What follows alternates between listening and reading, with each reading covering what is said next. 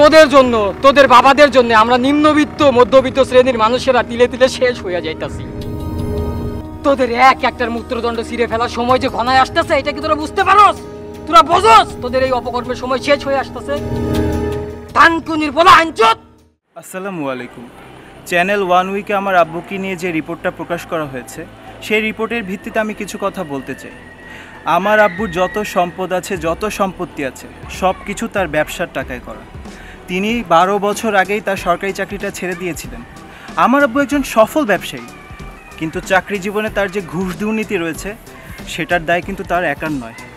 আমার আব্বুর অপরাধ এটাই ছিল যে সে একটা চক্রের সাথে মিশে গিয়েছিল, কিন্তু এখন তিনি বদ্ধপরিকর। তিনি সেই চক্রের সবার নাম পরিচয় প্রকাশ করে দেবেন। আলহামদুলিল্লাহ, আল্লাহ সবসময় সত্য এবং ন্যায়ের পথে থাকেন। আপনারা ভালো থাকবেন। আল্লাহ হাফেজ। কি সোনার পুত্র, ধরা করার পরেও ফেসবুকে কি এক দারুণ লাইভ ছাড়ছো। এইবারও ঠোঁটে আলহামদুলিল্লাহ আছে।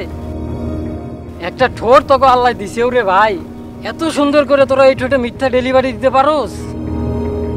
এই ঠোঁট দিয়া কথা না বলে তোরা হাগু করলেই তো ভালো করতি।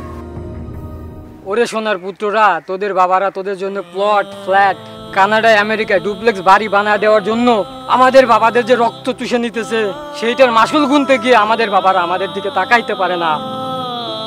তোকে বাবারা তোকে নিয়ে হজ করতে যায়, ইউরোপ আমেরিকা ট্যুর করতে যায়। সেই ছবি তোরা ফেসবুকে মারোস, ক্যাপশন লেখোস, পরের জন্মেও তোমারে চাই বাবা। বাহ, কি দারুণ, কি মানবিক। আমাদের বাবাদের রক্ত চোষা টাকায় তোদের বাবারা তোদের বিদেশে পড়তে পাঠায়, তোদের বাবারা তোদের সি অফ করতে যায়।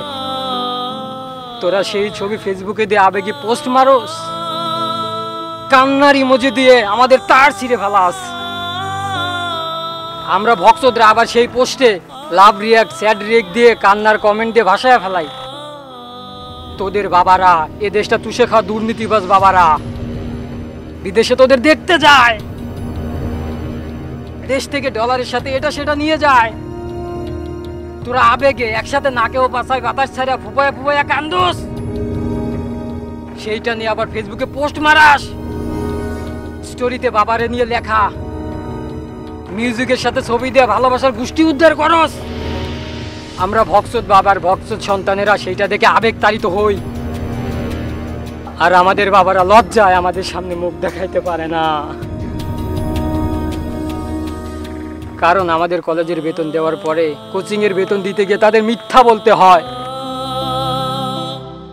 ছোট বোনটা যখন বাপ বাইরে থেকে আসার পরে দৌড়া গিয়ে জিজ্ঞেস করে, বাবা আমার জন্য কি আনছো? মনের কষ্ট যন্ত্রণা ঢেকে তখন হাসি মুখ করে মুখস্থ মিথ্যা বলতে বাধ্য হয় আমাদের বাবা। মাগো, সব দোকান বন্ধ হয়ে গেছে, তাই কিচ্ছু আনতে পারি নাই। তোদের জন্য, তোদের বাবাদের জন্য আমরা নিম্নবিত্ত মধ্যবিত্ত শ্রেণীর মানুষেরা তিলে তিলে শেষ হইয়া যাইতাছি। সামান্য মূত্রদণ্ডের বিলাসিতার জন্য তোরা দুবাই শহরে যাস, ইউরোপে গিয়ে নুট বিচে ঘুরে বেড়াস, নাইট ক্লাবে গিয়ে এক রাতে হাজার হাজার ডলার বাতাসে উড়াইয়া দিয়ে আসোস। তোদের এক একটার মূত্রদণ্ড ছিঁড়ে ফেলার সময় যে ঘনায় আসতেছে, এটা কি তোরা বুঝতে পারোস? তোরা বোঝোস তোদের এই অপকর্মের সময় শেষ হয়ে আসতেছে? তানকুনির বলা আঞ্চত।